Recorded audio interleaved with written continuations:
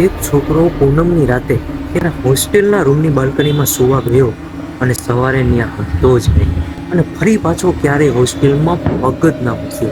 તે રાતે ખરેખર એની સાથે શું થયું હશે?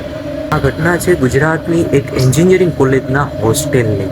રમેશ તેના બે મિત્રો સાથે હોસ્ટેલના એ બ્લોકમાં રહેતો હતો અને તેના રૂમની બાલ્કનીની સામે હતું સ્મશાન. ઘણીવાર સિનિયર વિદ્યાર્થીઓ કહેતા હતા કે ક્યારેય રાતે રૂમની બાલ્કનીમાં ના જવું, કેમ કે રાતે ત્યાં ચુડેલ દેખાય છે. એક દિવસ રમેશને એવું થયું કે આજે તો હું બાલ્કનીમાં સૂવા જઈશ. એના બંને મિત્રોએ ના પાડી, છતાં રમેશે તો બાલ્કનીમાં સૂવાની જ જીદ કરી.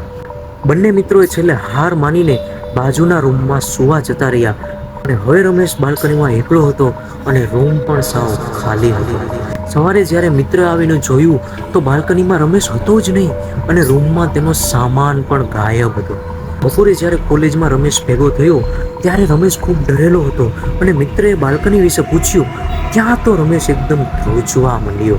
તે દિવસ પછી રમેશે ક્યારેય બાલ્કનીની વાત આજ સુધી કોઈને નથી કરી અને કોઈ પણને ખબર નથી કે ખરેખર રમેશ સાથે તે રાતે શું થયું હતું.